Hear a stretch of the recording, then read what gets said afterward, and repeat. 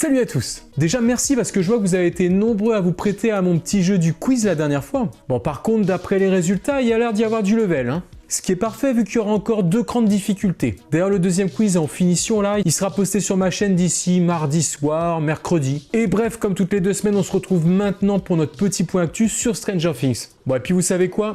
On commence maintenant.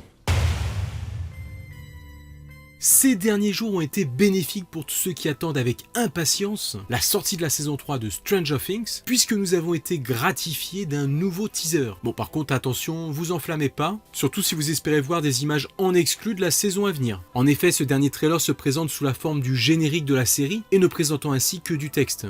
Mais il nous confie tout de même une des informations qui n'est pas des moins négligeables, puisqu'il nous livre les titres de chacun des 8 épisodes à venir. Ainsi déjà, au passage, c'est sûr, la prochaine saison comportera bien 8 épisodes. Cela avait déjà été annoncé, mais en laissant en suspens l'éventualité de peut-être remanier le scénario pour découper ça en 9. Il n'en sera donc rien pour cette petite surprise de dernière minute, nous aurons les 8 épisodes annoncés initialement. Alors voyons un peu maintenant les 8 titres de ces 8 épisodes pour voir déjà si ça peut nous évoquer des petites choses avec les éléments qu'on connaît. On commence donc avec l'épisode 1 de la saison 3, intitulé « Suzy, do you copy ?» Alors oui, déjà bien évidemment on va pas apprendre grand chose avec ces titres, mais ça peut nous donner de gros indices quant au développement de la saison. Déjà ici par exemple, hormis le nom Suzy, on a cette phrase « do you copy » qui signifierait en jargon « est-ce que tu me reçois ?» comme peuvent l'utiliser les possesseurs de talkie-walkie ou de radio amateurs par exemple. Alors ça pourrait faire référence à Hopper et la police, ou bien à nos 4 jeunes héros, et donc a priori à un nouveau personnage, parce que je pense pas qu'on ait une Suzy jusque là. Et d'ailleurs Dustin ne va-t-il pas en camp de vacances au fait? C'est peut-être lui qui va se faire une nouvelle copine.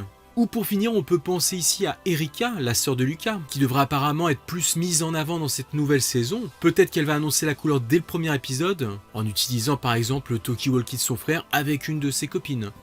Comme quoi avec juste un titre on peut partir loin. Ensuite l'épisode 2, The Mall Rats, donc les rats et puis Mall probablement en référence au Starcourt Mall. Déjà tout ça peut se traduire comme des rats, donc lorsque quelqu'un est piégé et fait comme un rat. Et le jeu de mots avec le centre commercial peut justement évoquer d'être piégé dans le Starcourt Mall. Après, le mot rat pourrait très bien être évoqué comme par exemple un rat de bibliothèque, qu'on utilise pour quelqu'un qui passe énormément de temps dans une bibliothèque. Ainsi, les rats du mall, du Starcourt Mall, pourraient être nos héros qui passent énormément de temps dans ce nouveau centre commercial, qui passeraient une grande partie de leur journée, peut-être même au point de s'y retrouver enfermés et piégés d'ailleurs.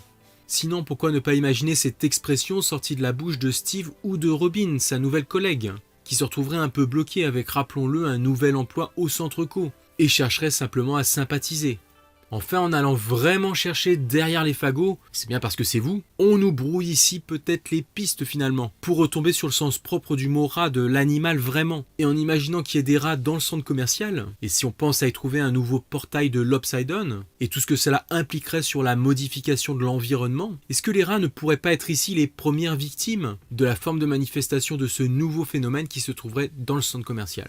Comme les citrouilles de la saison 2 par exemple. Bon allez on passe au 3e titre sinon je crois qu'on va finir en vidéo théorie de 30 minutes. Avec son titre The Case of the Missing Lifeguard, qui signifierait en français l'affaire du sauveteur disparu, l'épisode 3 devrait nous ramener à un autre nouveau lieu sur lequel il faudra compter dans cette saison, à savoir la piscine municipale. On sait donc déjà qu'il y aura Heather, une jeune femme qui est maître nageur populaire de la piscine de Hawkins, jouée par Francesca Reilly. Donc soit c'est ce personnage qui va disparaître dans cet épisode, soit justement c'est un de ses collègues qui va s'évaporer à la suite d'étranges phénomènes et la pousser ainsi à s'impliquer dans l'enquête. En tout cas, d'une façon ou d'une autre, elle jouera un rôle important dans l'intrigue.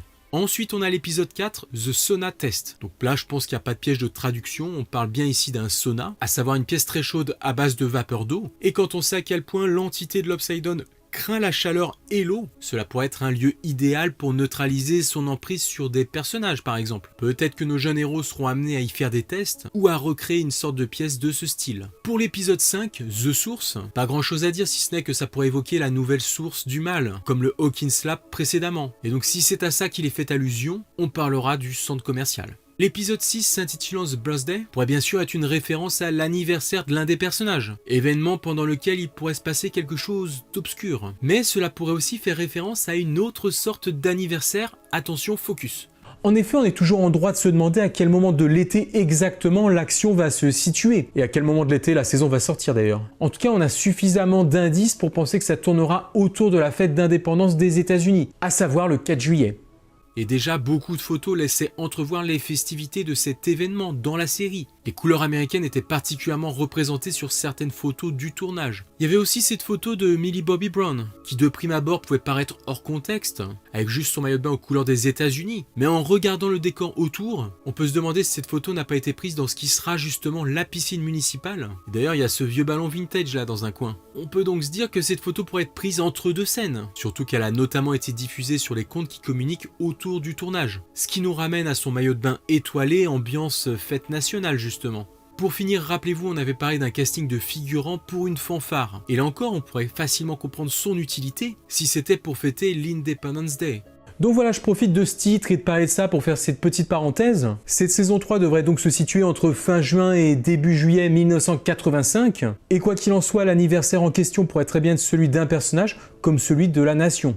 Et c'est avec le terrible titre The Bite qu'on continue pour cet épisode 7, en traduisant la morsure. Alors même si là on n'est pas dans The Walking Dead, et que ce genre de blessure ne devrait pas avoir forcément des conséquences mortelles, elle ne laisse toutefois rien entrevoir de très bon, avec une méchante attaque d'une créature sur l'un des personnages. Non, là j'ai mis un des garçons pour illustrer au hasard, hein. Là c'est tombé sur Dustin, mais ça pourrait très bien en être un autre. Enfin, on termine avec l'épisode 8, The Battle of Starcourt, soit la bataille de Starcourt. Et avec les images de tournage qu'on avait un peu analysées précédemment, je vous remets le lien au passage, on peut facilement imaginer que c'est donc bien le combat au Starcourt Mall qui sera le climax de cette saison, comme l'école dans la première saison et le Hawkins Lab dans la saison 2. D'ailleurs, le choix du mot bataille pourrait impliquer des groupes qui se battent dans les deux camps. Alors va-t-on avoir le droit à des hordes de démo-dogs et de démo-gorgons, ou bien une nouvelle menace ?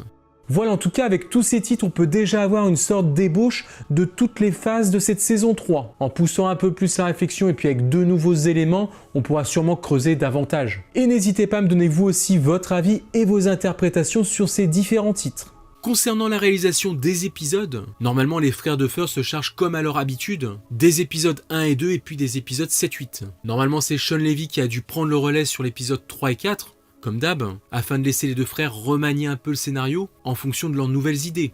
Et enfin, Andrew Stanton n'étant pas disponible cette année, c'était Uta Briswitz qui a normalement été en charge des épisodes 5 et 6. Cette réalisatrice d'origine allemande a conduit notamment plusieurs épisodes de Orange is the New Black et l'épisode 8 de la deuxième saison de Westworld. Le bébé est entre de bonnes mains.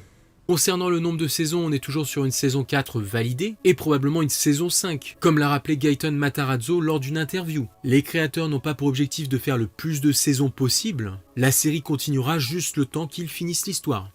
Tout ça parce qu'il meurt dans la saison 3. Non, je déconne.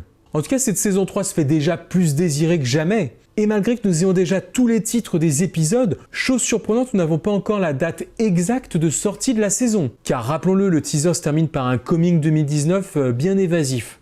Alors est-ce qu'il va vraiment falloir attendre l'été prochain ? Toujours pas de gros jeu officiel après la débâcle de Telltale. On avait toutefois déjà eu un premier jeu style 8 bits, téléchargeable sur smartphone et tablette. Et c'est maintenant un second jeu façon rétro gaming qui a été annoncé par l'intermédiaire d'un trailer ces derniers jours. Comme on le découvre sur les images, le jeu dans la même lignée que le premier paraît cette fois inspiré des consoles 16 bits, au graphisme plus fin et aux personnages un peu plus réalistes. Entre le jeu d'aventure et le beat'em up, avec toujours un large choix de personnages à incarner pour l'occasion, avec Hopper qui est bien connu pour tout défoncer, Lucas qui utilise son lance-pierre avec des grenades. Il sera donc plaisant d'évoluer dans ces décors plutôt tournés vers la saison 3, tel que le centre commercial qui va être le lieu majeur de la prochaine saison. D'ailleurs, comme l'annonce clairement le titre du jeu, Stranger Things 3, c'est bien cette troisième saison qui y sera à l'honneur. Alors va-t-il sortir avant la saison sur Netflix ? Et nous livrera-t-il quelques spoilers sur les événements à venir ? Ce qui est sûr, c'est que le trailer de ce jeu ne manque pas de tourner tout ça en dérision, avec l'apparition des frères Duffer carrément, qui prétextent ne pas avoir le temps et doivent achever leur saison 3 justement. Un jeu donc qui devrait bientôt avoir une date de sortie pour nous permettre ainsi de patienter avant la série. Attendez, je viens de recevoir une notif sur la date de sortie du jeu. Vas-y, va te faire foutre. On revient à présent une nouvelle fois sur le livre World's Turned Upside Down, mais cette fois on l'a en chair et en os. Oui, enfin en papier et en plastique. En tout cas, il est là. Et donc la première chose qui va sauter aux yeux avec ce bouquin, c'est sa consistance. Fort de 225 pages, avec un contenu oscillant entre de nombreuses illustrations et de gros paragraphes pour enrichir nos connaissances de la série, on est face à une véritable bible de Stranger Things. On appréciera aussi l'habillage faussement usé, très bien réalisé pour presque nous faire croire qu'on l'a découvert dans une foire aux livres anciens, tel un trésor qui sommeille. La couverture est complètement mangée de tous les côtés, l'intérieur du livre est taché, et les pages sont jaunies. Bref, au cas où on l'avait pas compris, ils nous préviennent même sur la couverture, en précisant avec ce sticker, que le livre est volontairement supposé paraître vieux et abîmé. Merci, j'ai fait y croire. Quand on se penche un peu plus sur le contenu de ces épaisses pages, on appréciera un grand nombre d'éléments qui viennent étendre l'univers de la série, tels que des photos détaillées des décors et objets utilisés dans la série, des anecdotes de tournage, on a même des sortes de fiches techniques de Donjons et Dragons, remplies à la main par nos 4 personnages préférés. On remarque d'ailleurs les 4 écritures différentes. On a aussi des dossiers classifiés du Hawkins Lab sur Eleven et d'autres personnages suivis de près par l'organisation. Puis une partie dédiée à l'Upside-Down, imprimée à l'envers sur des pages plus sombres. Il faudra donc retourner le livre afin d'en connaître le contenu. Jouant parfois sur une mise en page digne d'un roman, et par moments s'approchant plus de celle d'un magazine ou d'un classeur avec des documents greffés à l'ouvrage, cela permet une excellente dynamique tout au long du livre, qui nous fait apprécier un peu plus toutes les facettes de cet univers 80s, de par cette mise en page originale. Bon après, si je chipote un peu, il y a des petits ratages comme cette photo un peu gâchée sur une double page. Pourtant l'erreur classique. Ah, je déteste quand ils font ça. Et c'est dommage parce que c'était une belle photo. Mais bon là vraiment je pinaille parce que la qualité exceptionnelle est au rendez-vous. Alors bien sûr le livre n'est pas donné, il faudra compter entre 20 et 25 € pour en faire l'acquisition. Et sans oublier d'y ajouter les frais de port. Hélas, vous avez été nombreux à me le demander, toujours pas d'infos sur une éventuelle version en français. Donc il faudra soit que vous ayez une bonne maîtrise de la langue de Shakespeare, soit que vous soyez téméraire et que vous tentiez l'aventure avec Google Trad à portée de main. En tout cas, Netflix ne se prononce pas pour le moment à propos de la version en français, et c'est pas à défaut de ma part d'avoir essayé de les contacter. Donc soit on peut avoir une sortie surprise du jour au lendemain, soit on risque d'attendre un bon moment. En tout cas, ce qui est sûr, c'est que ce livre risque rapidement de s'imposer comme un indispensable pour les fans de la série. De par son souci du détail et sa réalisation consciencieuse, mais aussi par rapport à tous ces petits éléments qui viennent s'ajouter, comme les fameux codes Morse cachés au travers du bouquin, et dont on avait parlé dans ma dernière vidéo. Voilà, alors maintenant que j'ai le bouquin sous les yeux, je peux vous montrer ces fameuses lignes inter-paragraphes. Voilà à quoi elles ressemblent. Et si vous êtes en pleine lecture, il y a moyen que vous passiez devant sans y faire attention. Mais ce qui pourrait vous mettre la puce à l'oreille, c'est le petit carton avec la traduction de Morse que vous trouverez à la fin du livre. Exactement le même que Hopper donne à Eleven au cours de la saison 2. Le livre se termine en nous livrant une carte de Hawkins. On peut d'ailleurs reconnaître que c'est celle de Hopper lorsqu'il essaye de mettre en relation les champs de citrouilles empoisonnés, avec même les marques qu'il y appose pendant la saison. D'ailleurs, en y regardant de plus près, on pourra découvrir l'emplacement du Starcourt Mall, bien qu'il n'est probablement pas indiqué sur la carte originale de Hopper dans la saison 2. Ça pourrait être là aussi une sorte d'indice glissé pour la suite.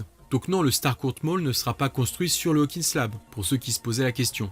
Un livre donc tourné vers la saison à venir. D'ailleurs, toujours dans le souci des détails, on peut voir au dos de la carte les messages griffonnés par Hopper, et même une trace comme s'il avait posé sa tasse de café nonchalamment sur le plan.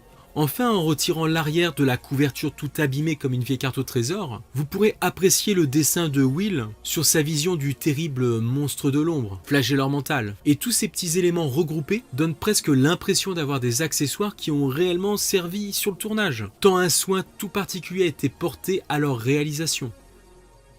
Pour ce qui est du contenu par lui-même, je commence tout juste à rentrer dedans petit à petit. C'est sûr qu'en anglais, c'est pas forcément évident pour moi. Et vous avez sûrement une vague idée de mon niveau, vu que je vous répète toujours Stranger Things. En tout cas, je peux vous garantir que c'est un complément magnifique de la série, à consulter sans modération. Voilà qui termine cette vidéo. Comme d'hab, n'hésitez pas à apposer votre like sur la vidéo. Et d'ailleurs, merci à tous ceux qui le font systématiquement. Vous pouvez aussi la partager. Moi, je vous dis à très bientôt. Ciao les amis!